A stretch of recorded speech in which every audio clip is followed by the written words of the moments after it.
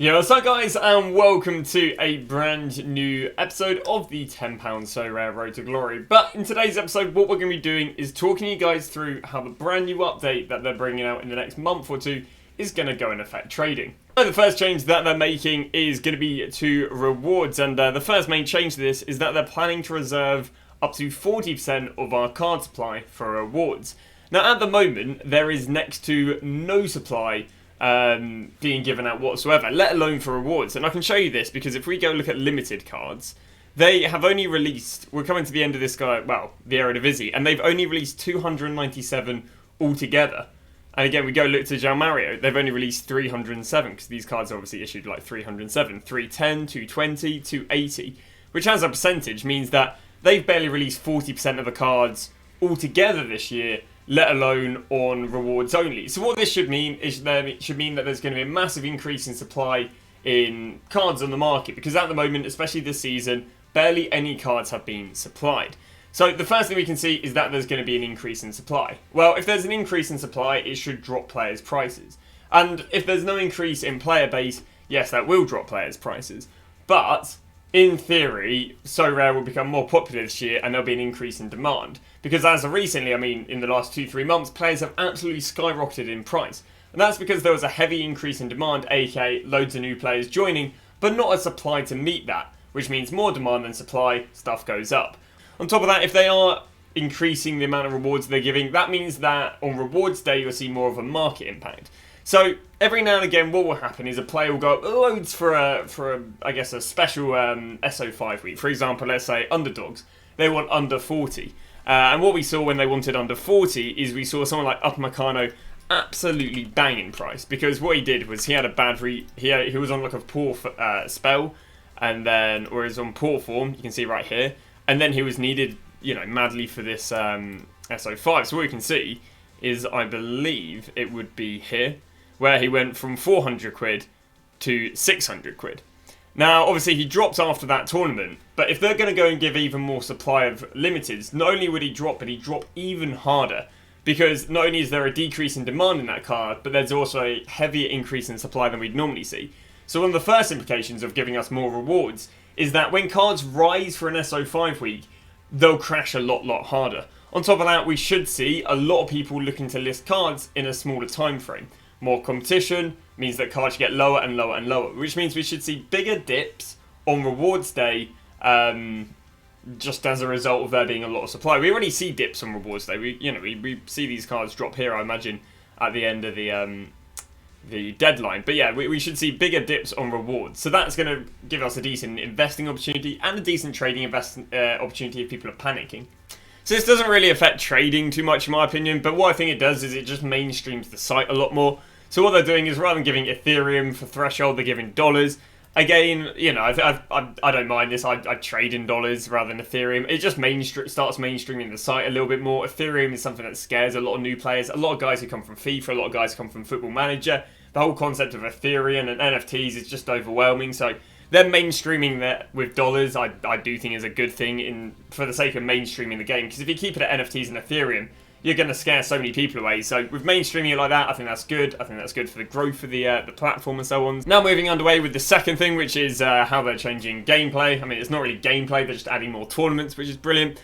So the Underdog League, I'll cover this in a sec when we look at game weeks, but yeah, it's decent. Allows people under 40 average. Basically, this is going to have really good investments for people who've had a bad last 2 months, but a really good last month. Basically, they've been heavily off form for the last 2 months.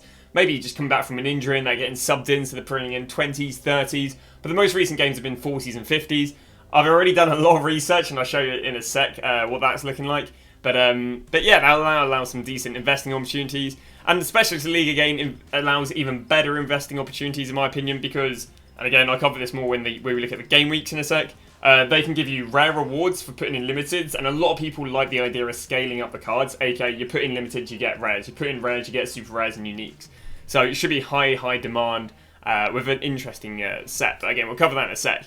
Now this is really interesting. The rare divisions, basically what people use for threshold teams, or any rare teams. You could originally put in a common player, you now can't put in a common player. That common player is always a keeper, which now means that everyone's going to take out their common keeper and they're going to have to put in a rare keeper. Now, we've already seen an impact on the market on this. I actually had a bunch of SO5 ineligible keepers that I had listed, and they sold for like 13 quid. Well, they actually all ended up going to, I think, like 40 quid or something crazy like that. So that was painful, but, you know, it is what it is. But the interesting thing is, these guys you can't actually... this is one of the reasons why I didn't actually take them off the market, is because these guys you can't actually put into your SO5 lineup. And my guy was a 39-year-old retired Leon keeper. I'm like, bro, this guy's not coming back. And they got to crazy, crazy prices. These guys are completely useless unless you're going to go and back them coming out of retirement or making it into a mainstream league. The guys that are useful are the guys who are like this guy right here. So he doesn't actually play, and I mean, he is 40, so you are worrying that he's going to get retired. But you can put him in your team, you know, and he just won't get any scores. It's like when you go and buy a limited keeper and you just want to, you know, you don't run a limited keeper, but you run limited defender, midfielder, forwards, just because a limited keeper is too expensive. So I do think that actually these players will do really, really well, because obviously there is a limited supply of these, and you do obviously are going to need a keeper for your Asian team, all-star team. And as I say, these red players you can't actually put into a deadline. So even though there's loads of supply, in reality, even though there's, probably like 40 players on the page, only 3 of these are eligible to actually put in. So I actually think that, you know, going into the next month, I might look at trying to buy a few of them. I do want them to drop a little bit at the moment, because obviously these guys are heavily inflated. He was only going for, I think it was the best part of probably about 15, 20 quid, and now obviously they're up to 28. So I'm hoping that they'll die off, especially when the European seasons are done. But I do really like, because obviously the new requirements aren't going to come into play until August. But yeah, during the dire months, I do like the look of investing in these players right here. You can see right there, look, going rate was the best part of about 1.3k. Now the going rate's about 1.5. Cheapest on the market is 2 grand. So yeah, high demand on non-playing players, so that's cheap. Or that's the cheap investment I'll be making, and then even the expensive ones have increased, and you know, you'd only imagine they'll increase going into the European seasons. Obviously, with a little dip, I'd imagine, when the European seasons end this season. So we then get to a new league, which is the Legends Challenge, which is basically a SO5 league where you have to put in a minimum of 1 legend. The legends take the score of the highest performing player that the club they represent in the position they represent. So, for example, Cruff is was an Ajax attacker, so he'll basically get the score of the highest Ajax attacker. These legends will only get scores in the Legends game, if I'm not wrong. I don't believe they'll get scores in like All-Star and so on and so on. But yeah, I'd imagine the cheapest legend will, you know, the cheapest legends will become nice and inflated going into that. They happen bi-weekly, so basically on the weekend. Sorry, not bi-weekly, they happen quad-weekly, so they happen once every 4 weeks. It's not really something I'll probably want to be investing in. I might just go and buy the cheapest legend each time, because obviously you can just enter 1 legend and then just a, you know, generic limited team into them, and I believe you can get rares or uniques. We'll have a look at the rewards in a sec, but not really something I'm too interested in. I don't think it'll affect the majority of players. It's just it was just something out there.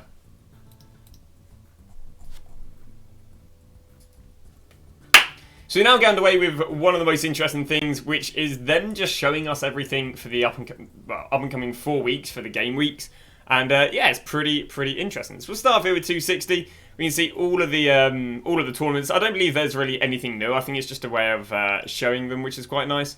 But if we go scroll down to the bottom, we'll be able to see all these new ones. So we've got the Legends one. We've got ourselves the Specialist Super Rare. Lovely. We've got ourselves the Underdog Rare, the Specialist Limited, and the Underdog Limited. So these ones all at the bottom. These 6 ones are the new ones.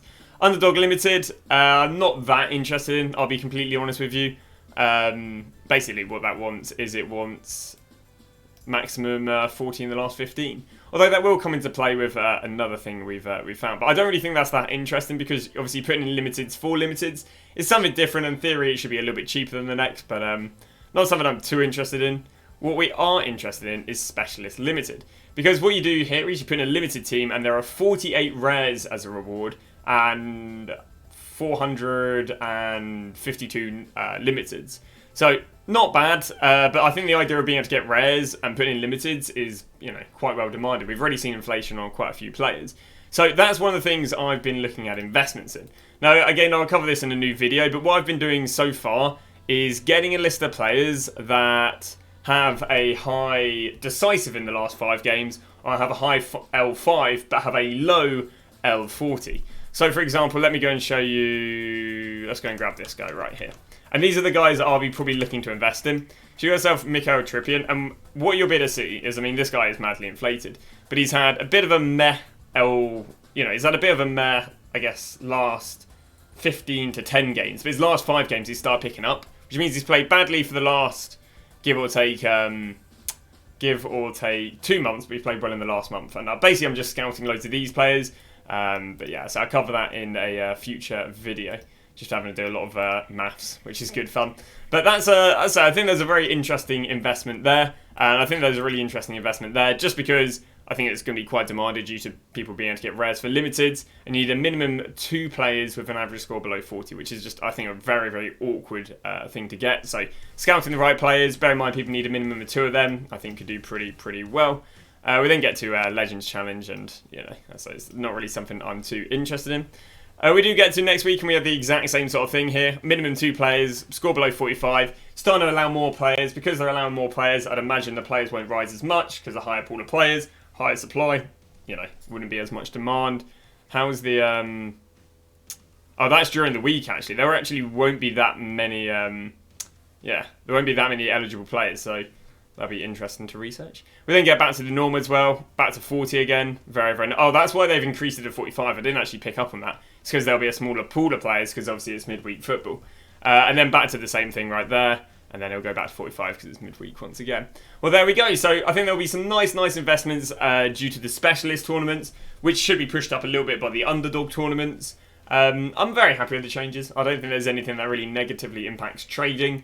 If anything, you got trading on rewards day should be really nice. Should be some nice investments due to the goalkeepers, some nice investments due to the limited tournaments, which again should get pushed by the underdogs. But that has been my take. That's the sort of things or the market impacts I think will happen with the new update. As I'm very happy with the update. It hasn't been anything too negatively impacting. The new cards look cool as well. What we'll probably be doing is switching up my Asian investments to investments for the specialist tournament. I think this has come in really good time.